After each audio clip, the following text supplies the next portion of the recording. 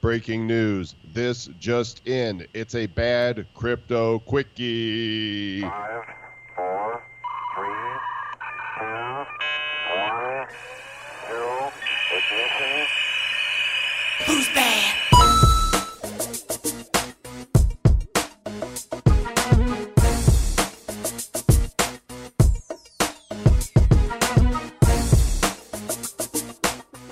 You ready for a quickie, Travis? Bitcoin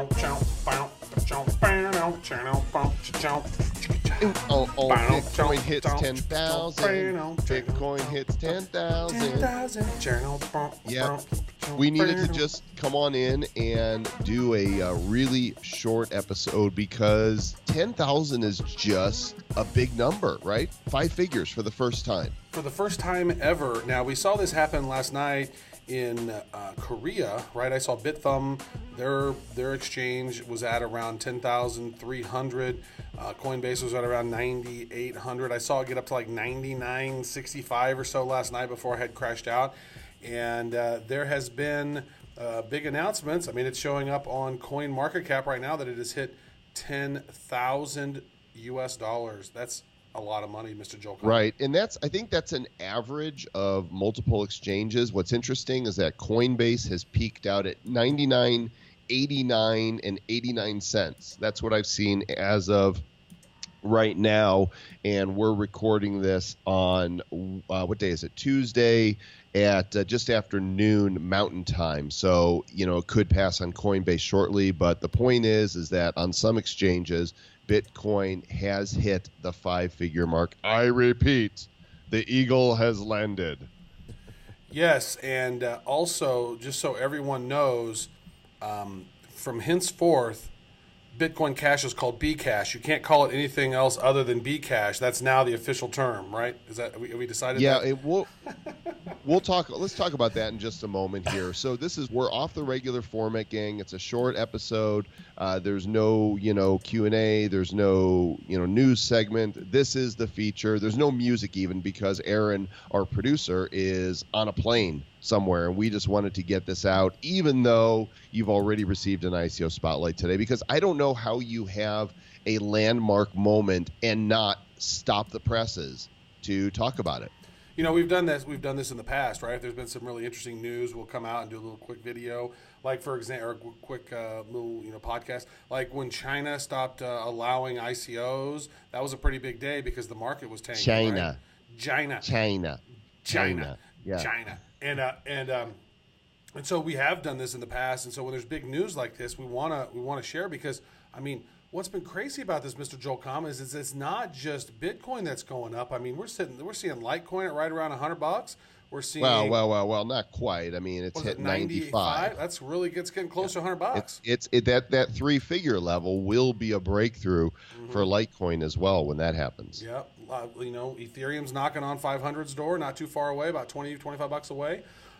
We are in some pretty astronomical numbers, and I wonder if this is not kind of the same sensation people were feeling back earlier this year in 2017 when, Ethereum was like $8 a coin, and then it just skyrocketed, right? And then, Bitcoin was under 1,000, and it just took off. I mean, this feels like another one of those moments where prices have just gone off the rails right now. It's tulips. Total tulips. It's tulips. And even, Stellar Lumens we've talked about, they were one of the first guests on the show, and those of you that were listening early got 500 free lumens courtesy of the people at Stellar Lumens. And if you've hodled those 500 free lumens are currently worth almost $35. How about that? It's at almost 7 cents right now, up 32% today. And I think, a lot of people think it's one of the more undervalued tokens that are out there. Of course, we are not financial advisors and have no idea what we're talking about, but just based on the fact that they now have an agreement with IBM to make cross-channel payments between countries, is my understanding. There could be a lot of juice behind that. And today, the chart is showing a straight-up line. Like I'm looking at Coin Market Cap, and it's just like, whoop. Yeah. Well, that's been one of those ones that I've paid attention to because, they've done a partnership with IBM. They do Hyperledger, and I think right now and I don't know this for certain, but there's been some rumors, and that's one of those things that people buy on the rumor, sell on the news. That's just kind of one of those investing philosophies. But the rumor is that IBM is going to begin work with Visa. And if IBM is working with Visa, then in parallel, most likely Lumens would be the financial, protocol for all the, for the blockchain and for payment transfers. So who knows? We don't know. That's the rumor that's going on, and it looks as if that's potentially what's happening on CoinMarketCap, and with the prices kind of cruising on up. And it could be, and let's face it, this year has been a huge increase. If we look at Bitcoin alone, on January 1st, I'm rolling my mouse over, it was at $996. So Bitcoin is looking at an increase of 1,259% this year. And there's a lot of people say that's unsustainable. This is a bubble, and it's going to burst. And half of me says, yeah, you're right. And the other half of me says, I don't know. We've never seen technology like this. And there are only 21 million Bitcoin ever, and only 17 million have been put into circulation, and 4 million are lost. That's scarcity. That means there's only about 13 million at most. And maybe Satoshi Nakamoto's got 1 million of them. So let's say there's 12 million Bitcoins ever. If you own one Bitcoin, you own 1 in 12 million. And that might sound like a big number, but really when you consider that there's 7 billion people on the planet, 12 million is nothing. Mm-hmm. Let me put this in perspective for you guys. So when we had the episode that came out on Monday, we had talked about in the news section that Bitcoin had just passed Walt Disney Company, right? And it was just passing General Electric, or it was coming up, knocking on the door of General Electric, correct? Yep. Hello, General Electric. Yeah, well, that was when Bitcoin had passed, Walt Disney at 154 billion, General Electric at 158 billion, Philip Morris and Boeing at 159 and 158 billion, MasterCard at 163 billion, Comcast at 165 billion, PepsiCo 166 billion, Dow, DuPont 167 billion. Right now, Joel, Bitcoin is $168 billion market cap. It just passed MasterCard. That's pretty incredible. And the market cap of all cryptos together is 311 billion. And is it a good time to buy? Is it a good time to sell? I don't know. As you guys know that are regular listeners to the show, I'm hodling. I'm in it for the long term, and I expect that there will be dips. And and my hope is that it will continue to go up. But honestly, the whole thing could collapse. It could go to zero. We don't know. I'm looking at it and going, this just feels like the internet at the beginning. In fact, Travis, I saw an article last night, I believe it was on Forbes, and we need to find this for a future episode, but it said that cryptocurrency is like 1994. And 1994 is the year that we really started getting our first graphical websites, because we had a web browser. And, so that's where some people see Bitcoin as now. And if that's the case, then the biggest boom, we've not seen nothing yet. Mm-hmm. And actually, I was at lunch today with a good friend of mine who's a digital marketing guy. My business partner and I have known him for almost 20 years, and he does some really cool stuff in the digital marketing space, Dave McBee. And he had mentioned that your analogy of back in the day of talking about how cryptocurrency kind of feels like DOS, he really resonated with that, because a lot of people couldn't figure out DOS because it was just, you had to have the command prompt, and you had to know the right codes to use. But once it got to the point where, we had the GUI interfaces and the graphical user interfaces in the mouse and being able to click around, it made it a lot easier for the grandmas of the world to understand how to use it. And we just had this call.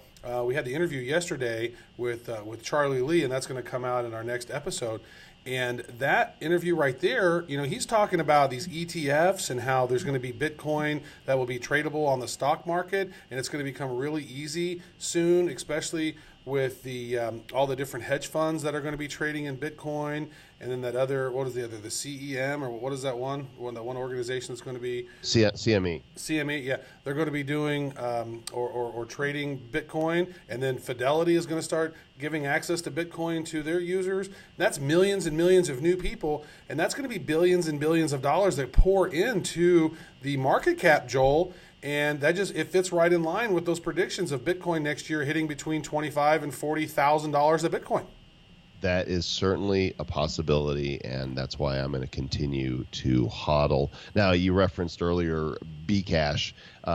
We talked about this just a little bit in the interview with Charlie Lee that we recorded yesterday. Comes out in the next episode. You guys are going to want to watch for this because Charlie is he's amazing. Such a great guy.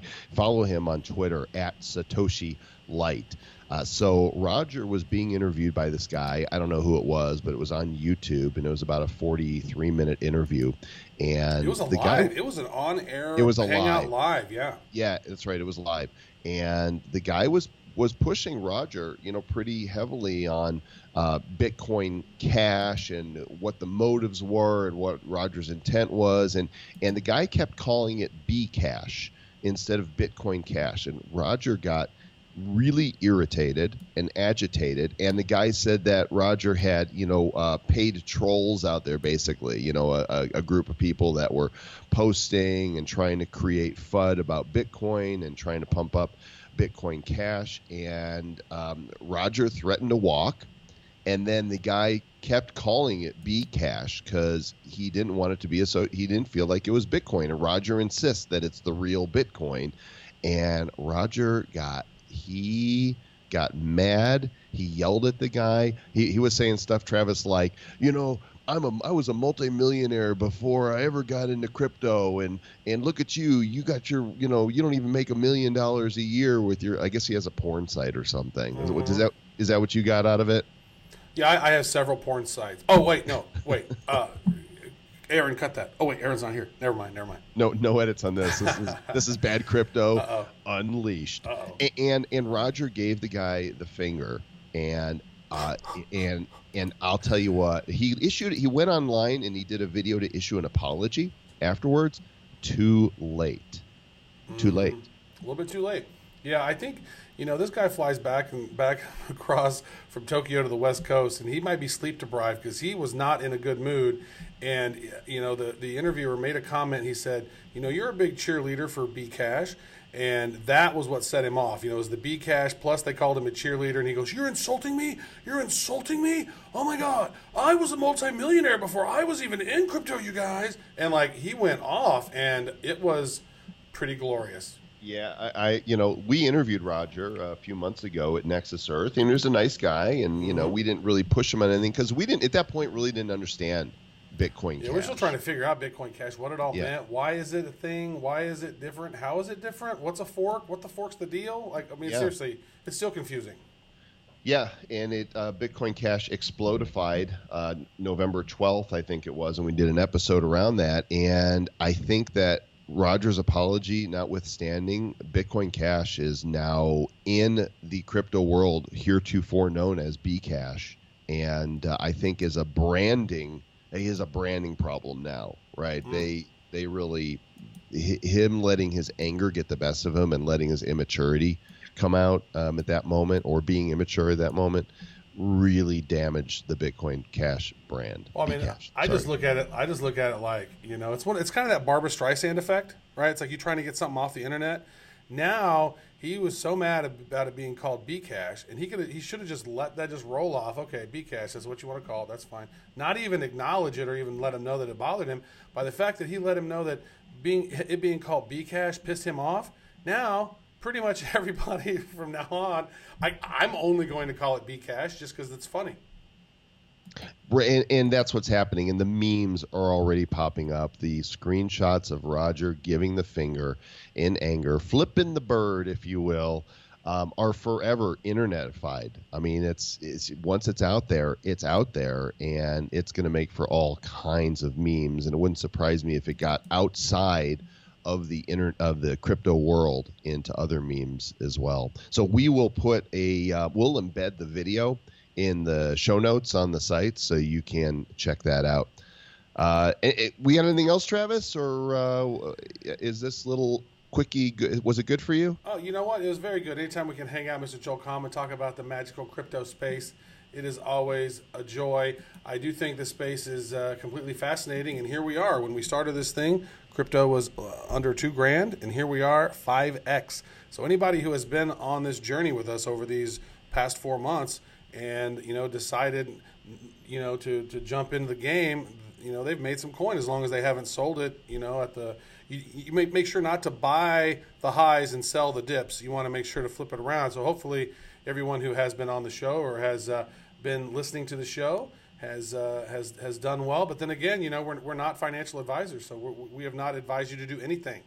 But we do advise you to tell your friends about the Bad Crypto podcast. I like that we have a format, Travis, but at the same time, the listeners never quite know what to expect. It's like we are within the boundaries of familiar and yet still unusual and strange, and I kind of like that. And I feel like celebrating this Bitcoin 10,000 by saying we want to give away some more Bad Coin. If you have not yet reviewed the Bad Crypto podcast on iTunes or on our Facebook page or anywhere where you can write a review, please go and do that. We love to get your reviews.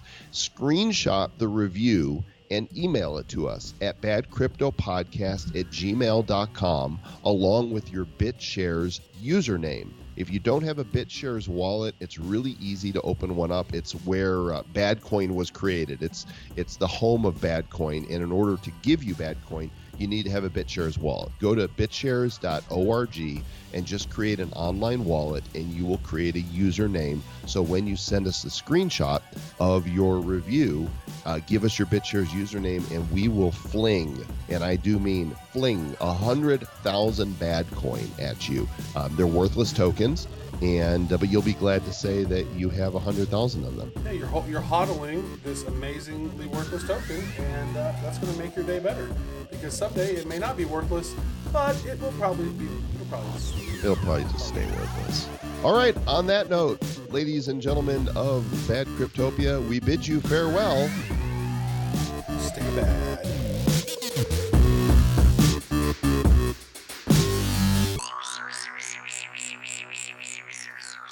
Who's bad?